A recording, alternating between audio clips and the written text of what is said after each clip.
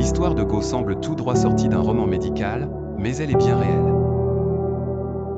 Né en Chine, Go a vécu une enfance apparemment normale jusqu'à ce que, adulte, il découvre un terrible secret que son corps dissimulait depuis des années.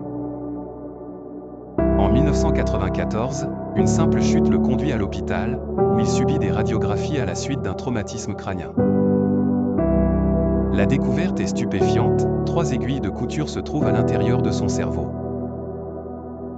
Les médecins déduisent que ces objets ont été insérés durant son enfance, via sa fontanelle, une partie du crâne qui reste souple et ouverte chez les jeunes enfants. C'est à travers cette ouverture que les aiguilles ont pu pénétrer sans laisser de cicatrices apparentes. 2 des aiguilles mesurent 4 cm de long, la troisième, 3 cm.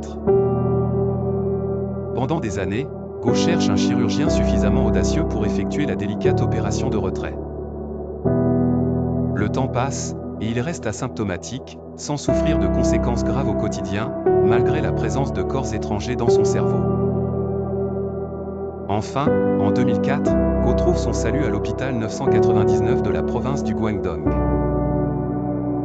Ces spécialistes utilisent un microscope opératoire couplé à un système magnétique sophistiqué pour localiser et extraire les aiguilles, évitant ainsi d'endommager les tissus vitaux.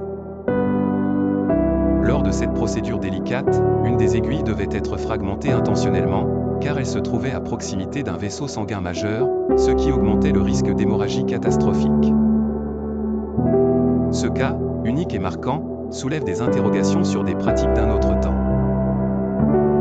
Il met en lumière la dure réalité de l'infanticide en Chine, où, parfois, de tels moyens étaient employés pour se débarrasser des nouveau-nés non désirés. Le récit de Go a capturé l'intérêt des médias et continue d'être cité comme un exemple rare de corps étranger intracrânien détecté bien des années après son insertion initiale.